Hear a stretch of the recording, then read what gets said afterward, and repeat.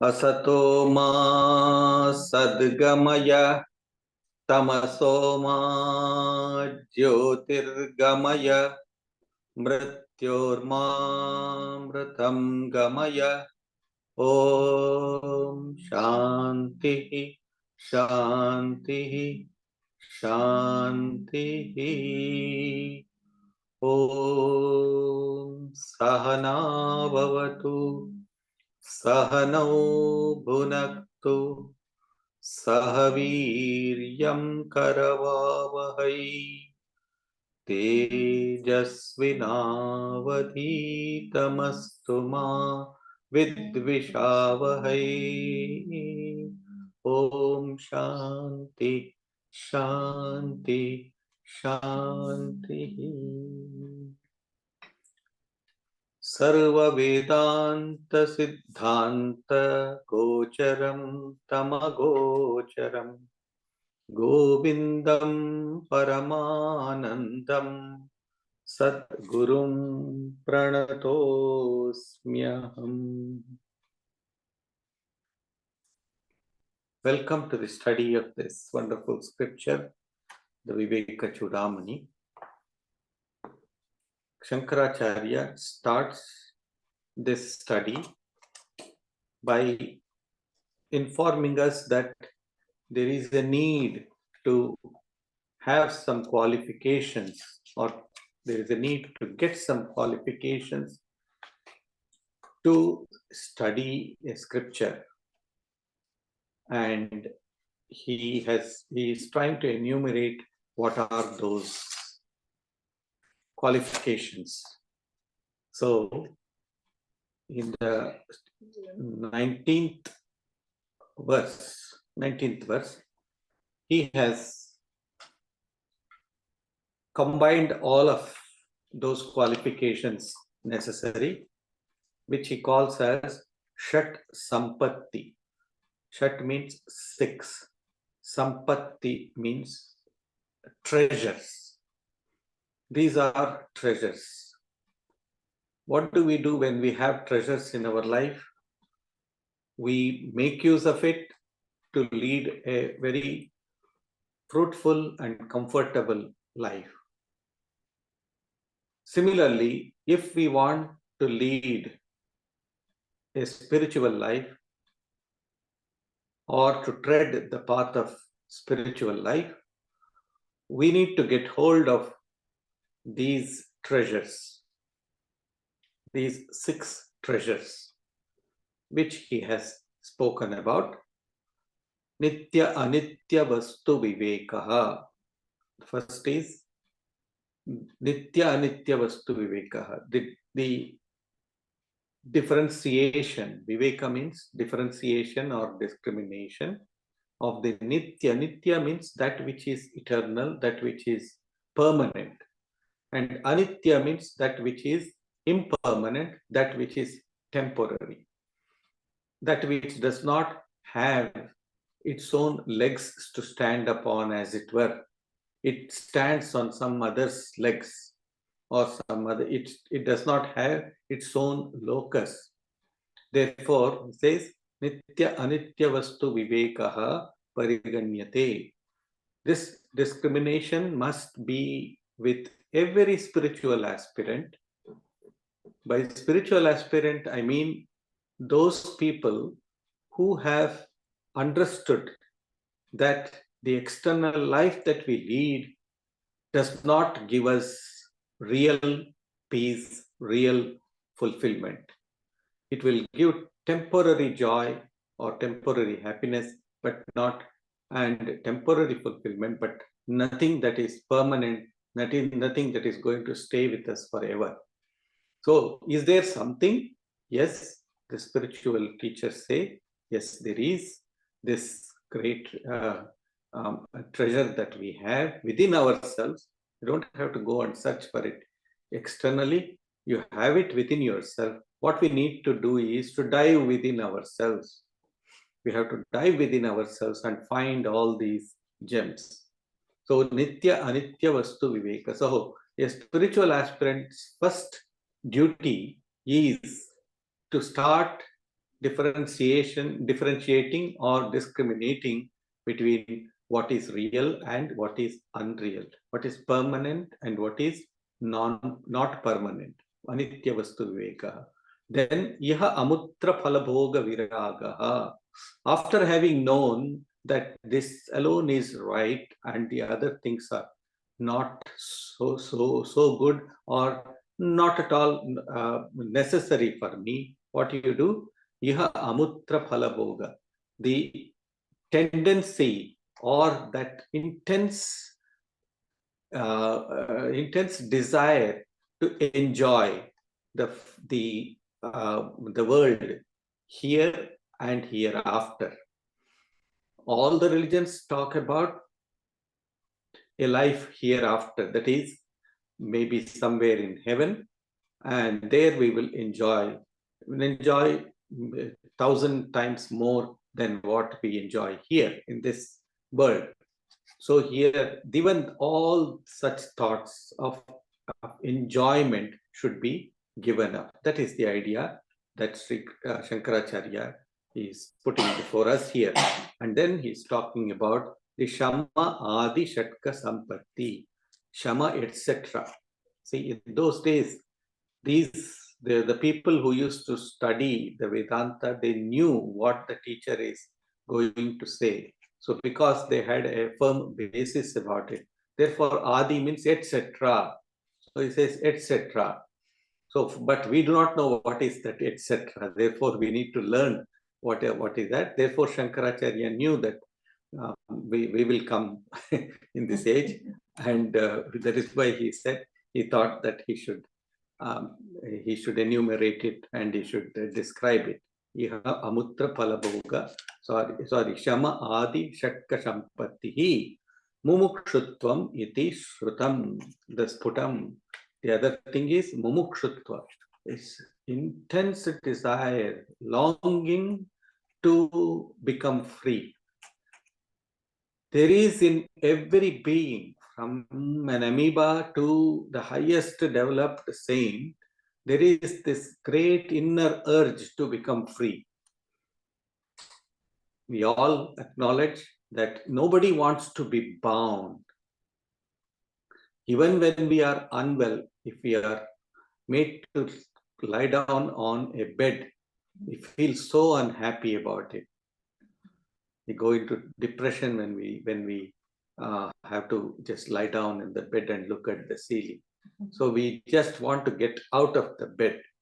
Even if I have both my legs amputated, yet there is that intense desire in me to somehow get up and go out. So such is the state of affairs with every human being, not only human being, but all animals and all beings. Nobody wants to be really bound. Therefore, this mumukshutva is this removal from bondage of even this very body, which is so very dear and near to us. So, removal of this. I do not want to come back again into this miserable world. That is what a spiritual devotee says to the Lord. Please do not bring me back to this dreadful world. Take me away and make me one with you, or keep me near you, a devotee will say. So, Shankaracharya is exemplifying this inner urge within everyone. There is this mumukshutva, or this desire to be free. But that desire to be free is not to enjoy, I want to become free here and then want to go and enjoy somewhere. No, don't think like that. That is what he is going to say to us. And in the next verse also, he is talking about what is Viveka. Viveka or discrimination is that Brahman alone is real, Brahma Satya and Jagan Mithya. That Brahman alone is true and the world is not true. Mithya does not mean that it is not there. It is there, but it is not permanent. It is not going to give us any long-lasting happiness. That is why it is called as mithya. Just like when we are dreaming in the deep, when we go to sleep and we dream, in the dream we feel that we have become some billionaires or a king. In olden days, king, of course. Nowadays, a prime minister or a president, we dream of that. At that time, we feel very happy. But then as soon as we wake up, all that dream appears to be false, and we just shake it off and we laugh at our foolishness and say, what kind of a dream I had. I better not have such a dream. That's what we say. So, of course, some of us love such dreams, but not all. Viveka, this world is real, and that this world is unreal, and Brahman alone is real. This feeling must come. So Viveka is that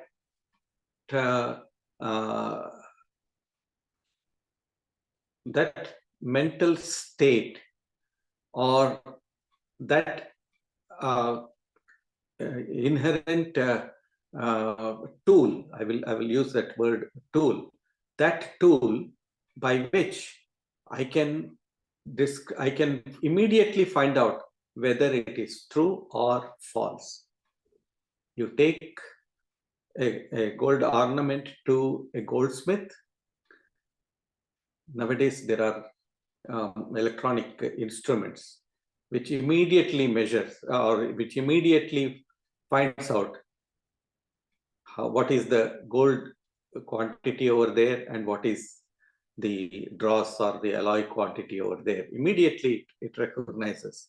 In olden days, of course, they used to take the gold to the goldsmith, and the goldsmith would rub it along a stone, a particular stone, and then will tell you, okay, there is this much, this percent, 70% gold, and the rest is alloy, or the rest is dross.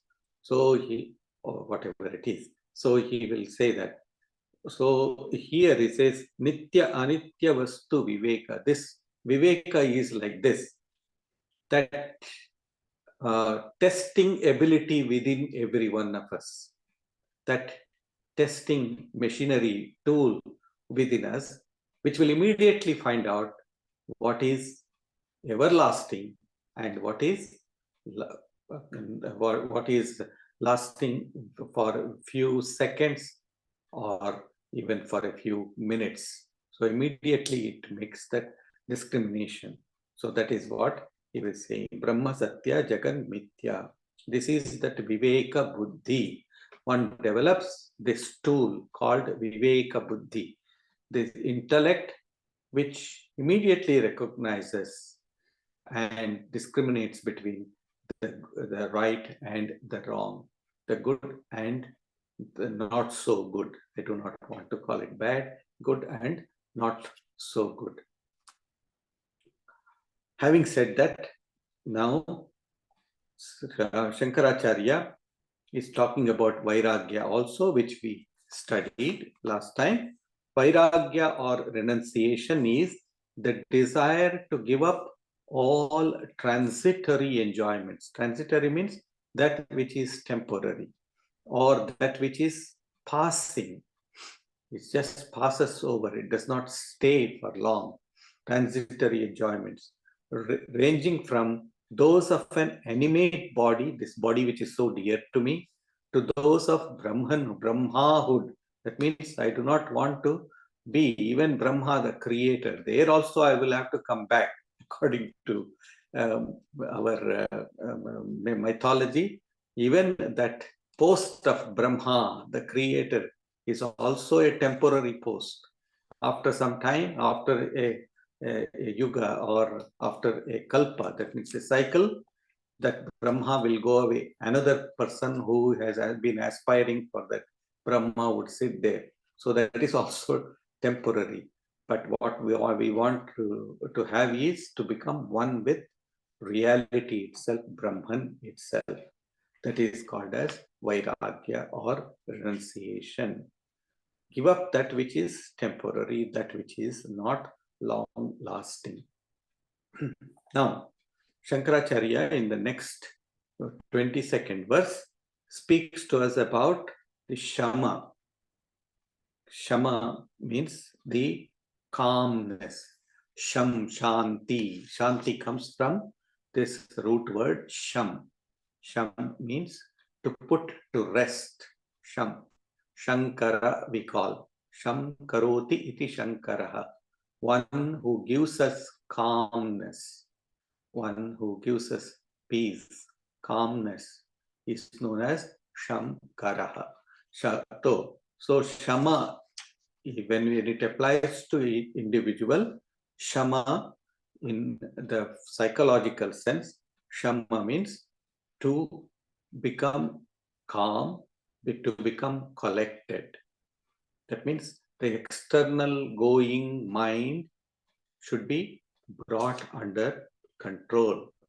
That is the idea, Shama. Shama, the resting of the mind steadfastly on its goal, that is Brahman, after having detached itself from manifold sense objects by continually observing their defects, is called as Shama. Continuously, dosha drishtya muhurmuhu. That means continually observing their defects. Look, when we go to buy something that is very valuable, what do? We go and do our shopping around and say and see whether this item which I am spending so much money for, whether it is worth it at all, whether it will last long, or whether it has value for money. All these things we think. So Shama is that where you negate all those things that are having defects, throw away all those things that are having defects, and then choose that which is most precious and most wholesome. That is called as Shama. See, our mind has got this tendency to go outwards. Everything is outwards, external one. So that is why we say my mind is restless. That means it is not resting on its, or perching on its own space. It is just going everywhere. So that is why he says here, Shama is this tendency to calm the mind, external going mind, to bring it back under control and keep it rested calmly. Sri Ramakrishna gives a beautiful example. If you have to set yogurt, what do?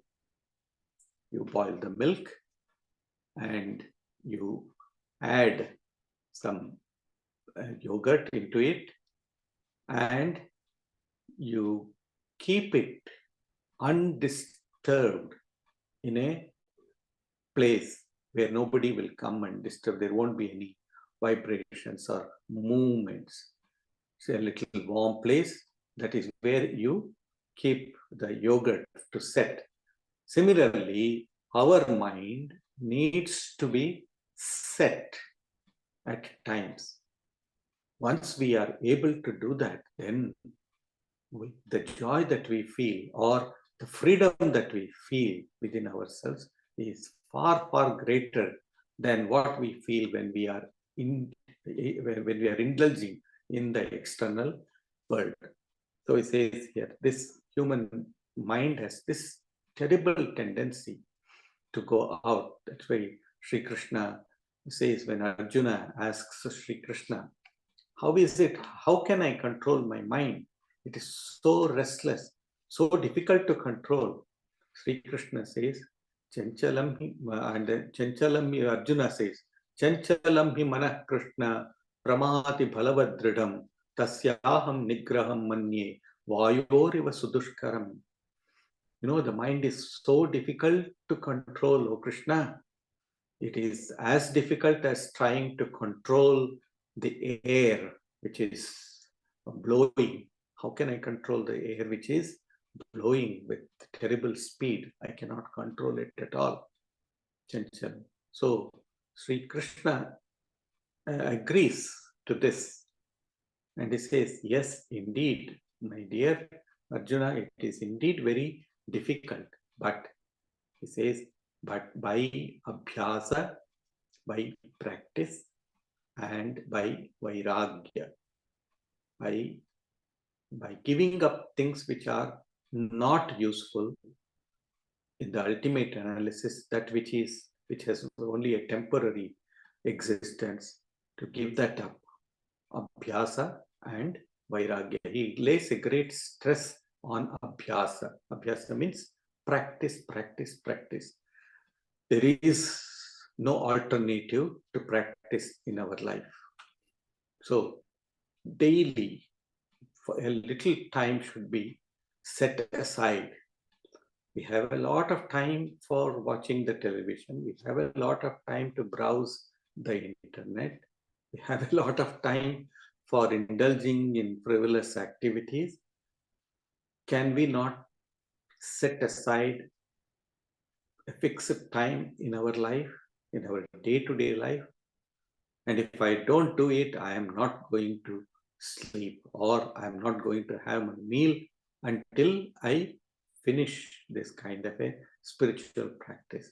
That's what one should do in everyday, day-to-day life. So that one should have that grit. Once we develop that grit or that resolution within ourselves, then what happens is that we will be able to have control over our mind. In fact, control of our mind, controlling our mind is not at all difficult. It is not difficult once you have this determination within yourself. That resolution within myself and the determination, no, I shall sit, I shall meditate for a little while, or I shall think, I shall introspect for certain hours, not hours, I cannot think that you can do it for hours, for a certain period of time, a few minutes in my day-to-day life. Can we not do that? Yes, that is a challenge that I throw to you. You must, you must try to do it. Just set aside a particular time and let that be known to all family members, including the little children at home. Let it be known to them that this is your time, your personal time, and nobody should disturb you at that. So once you can do that, then the control of mind becomes very easy. It's not that easy that I am saying, as I am saying, but it is definitely far easier than what you feel right now when we are not giving enough time to ourselves. Okay, I think that's what I will stop there. I will go to the next next verse. Okay. Next, he talks about Dhamma, and here two verses have been combined, 23a and 23b. Vishayebhyah paravartya sthapanam swasvagolake ubhavesham indriyanam sadamah parikirtitah bahyanalambanam vritte yeshoparatiruttamam. Vishayebhyah paravartya sthapanam swasvagolake. What do we have to do? We need to turn both kinds of sense organs away from sense objects and place them in their respective centers. This is called as Dhamma or self-control. And then the next one, he says, the best uparati or self-withdrawal consists in the mind function ceasing to be affected by external objects. This is the running translation of these two verses, or we can even say 1.5 verses. Vishayebhyah paravartya sthapanam swasvagolake. So now he has taken up the second sampatti, the second treasure that one must possess, that is called as Dhamma. Dhamma means to beat it down. Dabana in Hindi, it is called as Dabana. That means to beat it down or to make it sit. That is also another meaning. So Dhamma is that control, or the control of the organ, sense organs, the sensory system. Shankaracharya says here that both these types of sense organs, what are these, both these type of sense organs? There are two types of sense organs in every one of us. There are 5 sense organs, and they are of 2 types. One is a set of 5 which are called as the 5 organs of perception, and then the 5 organs of action. So 5 organs of perception. What are the 5 organs of perception that we have? The eyes, that is the eyesight. Then the nose, or the sense of smell. Then the organs of hearing, the organ of hearing. Then the organ of tongue. And then there is the organ of the hands and the padas, the feet. So there are these 5 organs which can, so the sense of smell, the sense of touch, the sense of taste, the sense of sight, and the sense of hearing. These are the 5 sense organs which are called the organs of perception, through which we perceive the world, the external world. And then there are the 5 organs of action, which are ambulatory organs, as they call it, ambulatory organs. Vak, that means speech. Pani, that means the hands. Pada, the feet. Payu and Upastha, the organ of generation and of evacuation. These are the 5 ambulatory organs, or organs of action. These are 10. So what Sri Shankaracharya says is that one should have this control over all of these. Some are voluntary organs and some are involuntary organs. So a yogi is one who has control over all these types of organs, both the organs of perception and the organs of action. That's what he says. So but for ordinary people like you and me, it is essential that we know that we had to have control over it. For example, we are now sitting, we are studying a scripture. Some of us are very restless. And what do? We keep on shaking our legs, or we keep on writing something, or nowadays, of course, I know some of us are browsing through that, swiping and all that. So we keep on doing it. That shows that we do not have control over ourselves. So for some time, when we are listening to something or reading something or hearing something, listening to something, just let us give up the other activities and just try to focus or concentrate.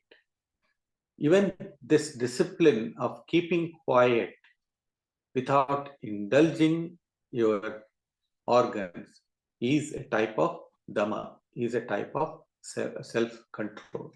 And we need to have it. See, if we tell our children not to do it, but we ourselves do it.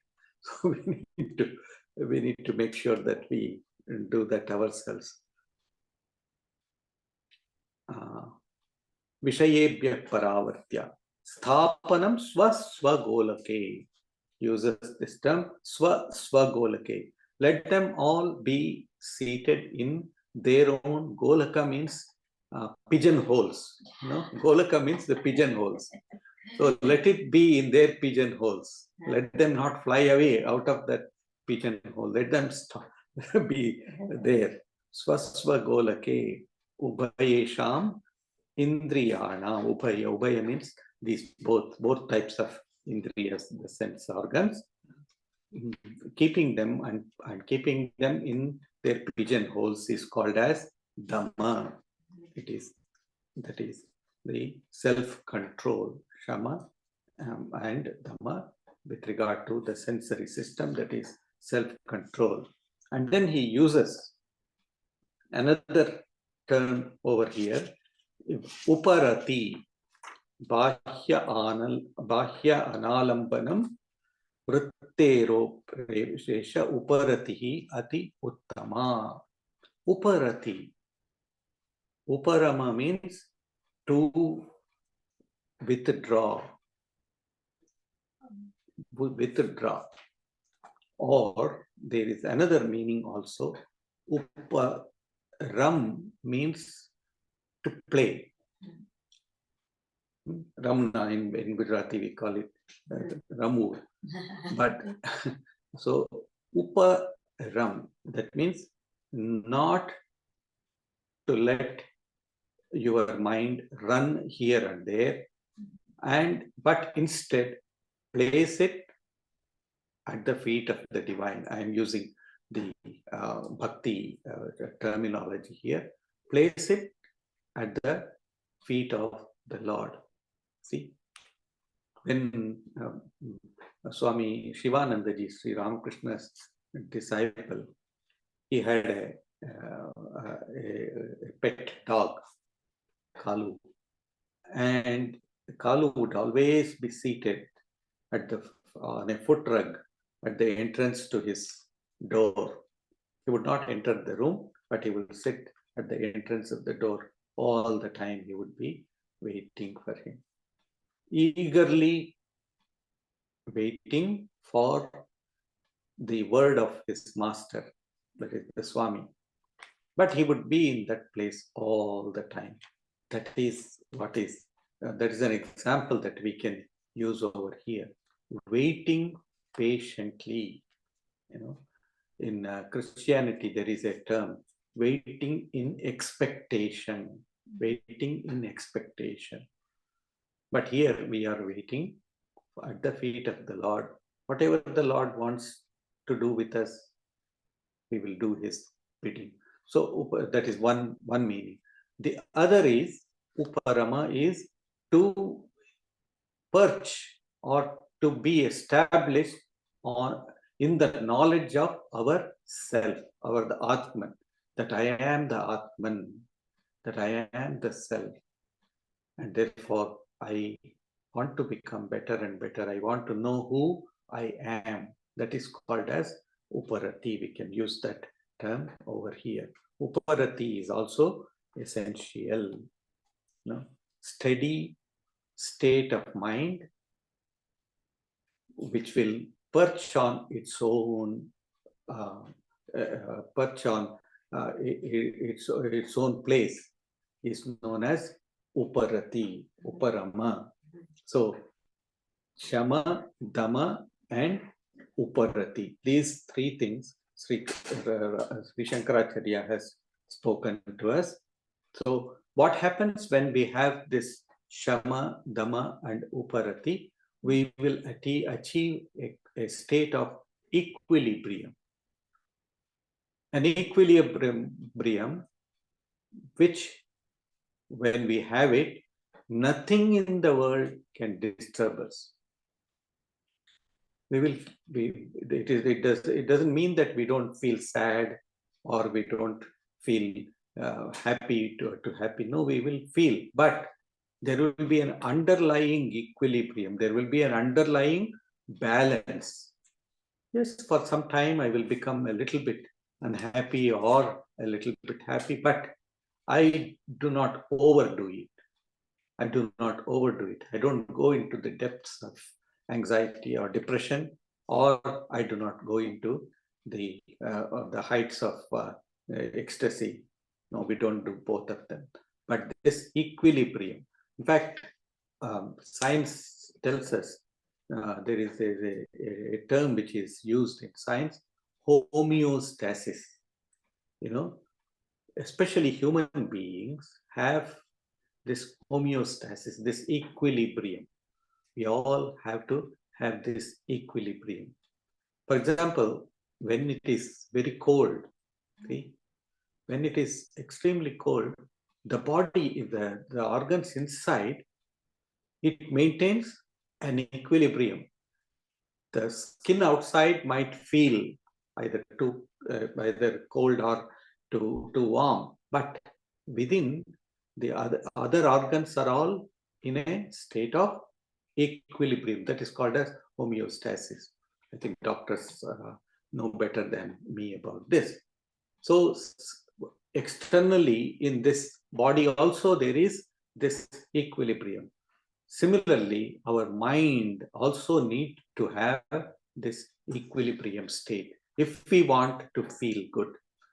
See, if there is no equilibrium, what happens? Our body will start shattering. It becomes disintegrated. If the equilibrium, homeostasis, is not maintained within our body, the body will not survive for long. So similarly, our mind also needs to have this. Nature has given us the internal homeostasis. Now we need to raise this to the level of the divine, the spiritual level, the level of the spirit. That's what it says. So we can do that by following our moral, ethical codes. That is why we always say, let us be dharmic. Dharmic in the sense that we maintain this equilibrium, is a kind of relationship, equanimous relationship with people around us, with the nature around us, with the universe around us. We try to keep this equilibrium. But in our personal lives, in our own individual lives, this Dhamma, Shama, Dhamma, and Uparati. I will again repeat that once again, that we need to always spare some time for maintaining this equilibrium in our day-to-day life. If we want any real peace, any real happiness, please, we all need to make sure that we invest some time. What I won't say spend some time. We invest some time in this self-development by following the dictum of Shama, Dhamma, and Uparati. Having said that, in the Sri Krishna goes to the next topic. Sorry, I'm saying Sri Krishna. Shankaracharya goes to is having studied the Bhagavad Gita so many times. Sri Krishna always comes to mind. Excuse me for that. So Shankaracharya, now he is going to a very important point. To me, personally, I feel, probably that is my sadhana, I feel that that this verse that we are going to study is the most important verse as far as our practical life is concerned, the life that we have to lead in this world. So what is it? He says, Sahanam sarva dukkhanam apratikara purvakam chinta vilaparahitam sa titiksha nigadyate. Sahanam sarva dukkhanam apratikara purvakam. He takes up this topic of titiksha. What is titiksha? Bearing of all afflictions without caring to redress them, being free at the same time from anxiety or lament on their score, is called titiksha or forbearance.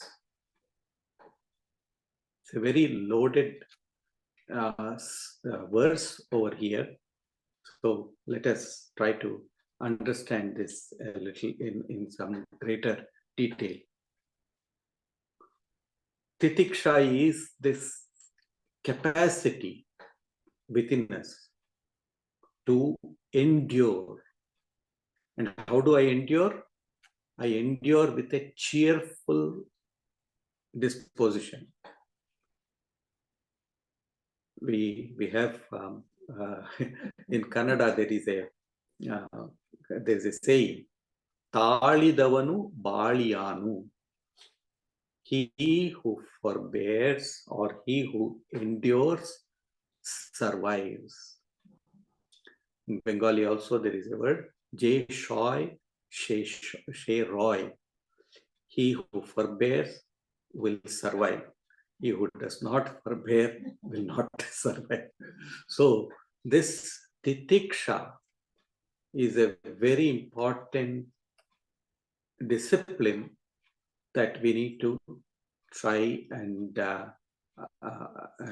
bring it in our life to fruition. What's it? Sarva dukkhanam apratikara purvakam. Dukkha is common to everyone. Dukkha means misery, is common to everyone. Pain is inevitable, but suffering is optional. Somebody said, pain is inevitable, but suffering is optional. But unfortunately, we mix up this pain and suffering and then lament that this has happened to us. This is the Maya that the Divine Mother has put us into. So, sarva dukkhanam, dukkha is there. If there is dukkha, if there is misery, there is also sukha. The other side of the coin is also there. Both are the different sides of the same coin. If you have laughed a lot, in childhood, our mothers used to tell us, don't laugh so much. If you laugh, you will be crying after some time. So our mothers had that great wisdom. So they do have still. Sarva dukkhanam apratikara purvakam. How do I then forbear, or how do I tolerate everything? I'm using all these different English words. Tolerance, endurance, forbearance, and forgiveness. All of these words are there. So all of these are together, they make this titiksha. So sarva dukkhanam apratikara purvakam. Without caring to redress them. That is a wonderful term that the translator has used over here. It is not trying to redress.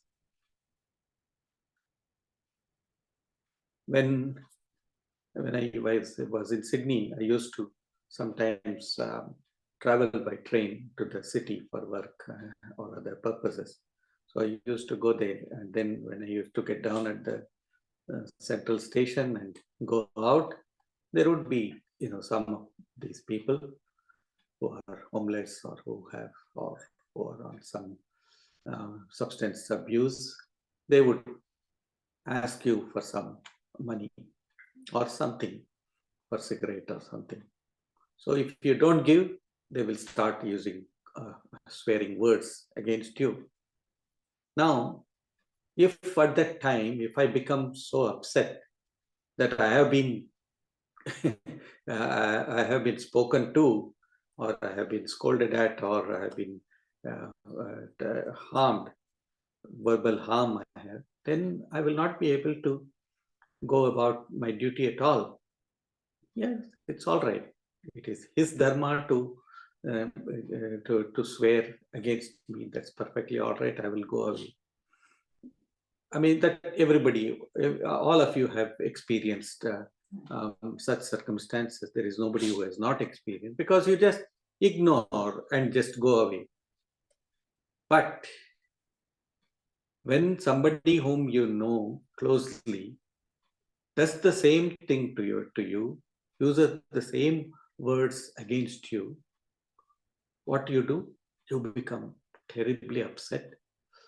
You become very sensitive about it, and you get into a rage. Your blood pressure goes up, and all the other accompaniments, physical accompaniments will manifest in us. The body gets heated up and so on and so forth. So what Shankaracharya is saying is, these are just afflictions. Just as we do not care for the swear words of the addict, the same way, can we not use the same argument or the same attitude towards those whom we know who use the same kind of words, or a little variations of those words? We can. It is possible for us. It is in our understanding. Now the thing is, when we take all those things very personally, then we are affected, and then we become upset. Otherwise, if somebody says that and you do not bother about it and do not try to retaliate against that person, then we have gained this titiksha. And titiksha, this forbearance, is a wonderful quality which we can acquire. It endows us with great inner strength. As much as we can forbear, so much would we become strong within ourselves. It is only when our ego associates those words with our own selves that we get into a rage. So therefore he says, Sahanam sarva dukkhanam apratikara purvakam. When we get that mental strength to cheerfully face these ups and downs of life and remain steady, then we have gained a lot of strength within ourselves. A lot of power comes within ourselves. So he says, Sarv akparatikara purvakam chinta vilaparahitam. Chinta vilaparahitam. We have to bear with them without any anxiety. Chinta means here anxiety, and vilapa means lament. Lament. Oh, I should have retaliated. I should have said this to him at that time. Yes, this tape will be playing backwards when we go back to our own space. Now, you have that tape has been played and you just finish off with it. That's all that we need to do. Lamenting is that going back and playing the tape again and again. टूटा हुआ tape कहते थे हम, the broken record, we call it broken record. So let us not use that broken record in our life. Chinta vilapa rahitam. So it has come. Sometimes we react. Not that we should not react. We need to protect ourselves from future assaults like that. There is no doubt. But do it with grace. That's all. And sometimes you may. It happens to all of you. You have your children, and you sometimes have to admonish them, and with real anger you do admonish them, but you don't mind about it at all. After some time you will just go back behind, and then you will be laughing at it. I said, I have given this child a good lesson now. We do that, don't we? So that is what he is saying. Vilapa, there is no lamenting about it. See, you are all psychologists over here. Many of you have studied psychology. You know this much better than myself. So this, running the tape backwards or broken record, playing the broken record, it creates such grooves within our mind. It creates such grooves within our minds that it corrupts the whole thing. In olden days, we used to have these tape recorders with the tapes, and then the tape recorder head, which plays it, it will get spoiled very quickly because of this bad tapes, that bad quality tapes that we would use, pirated tapes or bad quality tapes that we used to use. So let us not do that. Chinta vilapa rahitam. Yes, it has come. It has happened. What a fate. I will go forward. I will leave it behind and I will go forward. Somebody has said something to me, but I keep on harping over that. Let us not do that. Let us not do that. That harping is going to dig deep grooves within ourselves. And a time will come when you will look at your own life and say, oh God, what has happened? So much of grooves everywhere, so many potholes in my life. Why? Because I have dug it myself. I have kept on digging over it and lamenting over it. That I did not retaliate at that moment. No. Retaliation does not. Yes, we cannot apply this theory to to states. Like in politics, we cannot apply this. We cannot apply this in state politics or in the world politics and all that. There, some retaliation is necessary. But again, if those individuals who have that responsibility to retaliate, if they do it without any personal vengeance, if we look at the world history, we will see that all these great wars that have been waged because of one individual. One individual, his ego has destroyed the whole world. Millions of lives have been wasted because of that one person's ego. See, and if we can stop that within our own life, we can't go and lecture to the politicians and others about it, but if we can do it in our own little way, little drops of water makes the ocean.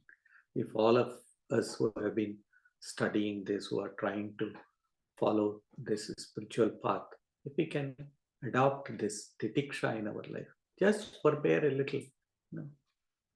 I see sometimes when I go to some satsangs or what, there will be, I'll be sitting and then there is a fan running over there, but there will be people who will be complaining, oh, kya garmi hai, what hot, how hot it is, how hot it is. It's just that the air condition is, there is no air conditioning over there, but you keep on complaining. Hey, these organizers are bad, they don't know how to treat us, the air conditioning is gone, or the heating is not working. So let us practice a little bit of titiksha in our life. Whether it is physical titiksha or mental titiksha, let us practice it. So, sa titiksha nigadyate, this forbearance. Actually, if I can say this without any without pointing out my hands towards fingers towards anybody, as humanity or as civilization is becoming more and more affluent, we are losing this great thought about titiksha. We are losing this patience. Our levels of patience that we need to have is becoming less and less. So if we are, as individuals, if we can just forbear a little, just for a few minutes or for a couple of hours, if we sweat a little bit, it's good for the health only. Or if we can forbear a little bit of chilly weather, it's perfectly all right. As I said, there is this homeostasis within ourselves. The body gets adjusted to it. When we go to the yatra and all that, in the pilgrimage and all of that, we forbear over there. Doesn't matter. We just go through, because our goal or our aim is somehow to reach our destination, have the darshan of it, and so we don't mind those little inconveniences. Of course, some people do, but most of the people, they just forbear it, and some willingly they do penances, etc. So forbearance is a great quality that we need to imbibe within our own lives. Thank you very much. Om Shanti, Shanti, Shanti. Thank you, everyone. Thanks.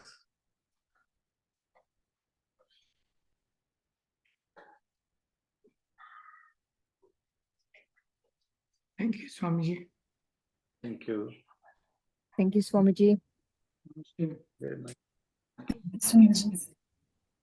Thank you, Swamiji. Thank you. Mentioned that it's an exothermic reaction. But why are you even mentioning that it will release energy? I could not get you. That it will be a reaction. So then why mention? No, I think your voice is getting cut off. I think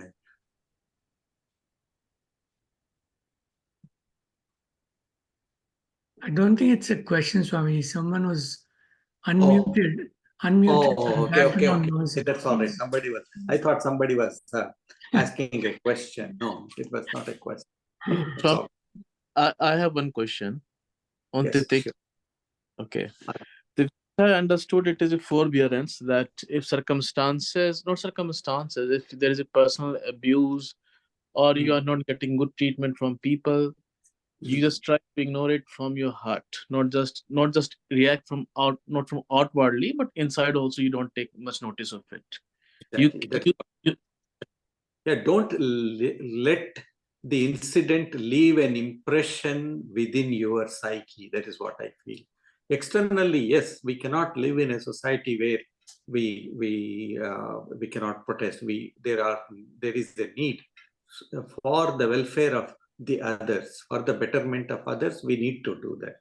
There's no doubt about that. In fact, dharma is that, wherein if you see some adharma going on or being perpetrated towards others, if you do not protest against it, or if you do not react to that, then that becomes your adharma. There's no doubt about that.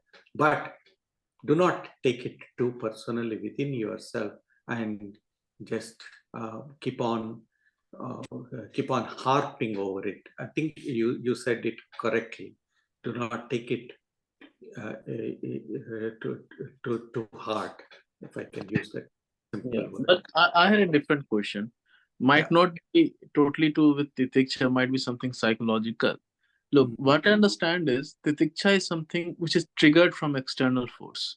There is someone who said something bad to you, you saw something wrong, bad, and then it. But let's say I have some bad thoughts already going in my mind, a past memory, or let's say anxiety of some future incidences. Mm. That also can create some kind of reaction in my mind. Correct? Yeah. How to Yeah. take control? Is No, that not picture? For that, it is in the Yoga Sutras, Patanjali gives the response to that or reply to that. He says, Pratipaksha Bhavana. Pratipaksha means if weakening thoughts are assailing you, bring in ennobling thoughts, bring in thoughts that give you strength. See, if I am becoming weak and I'm not exercising properly, the best medicine would be for me to go to the gym and start exercising. Instead, I sit and say, I am becoming weak, I am becoming weak, I am losing weight, I am not able to eat, etc. No, just get up and go to get some help, external help, and do not worry about that thing at all. So, Pratipaksha Bhavana is thinking opposite of what weakens you. That is bringing in the thoughts of strength. Does it make any sense? Yeah, it makes a lot of sense. So basically, in the first situation, you try to ignore it. In this kind of situation, you have to work on it. This is what do they call it? As a positive offense. They call it as positive offense. Thanks, Swamiji. Thank you. Thank you, Thank you, Swamiji. Thank you Swamiji. so much. Namaste. Namaste.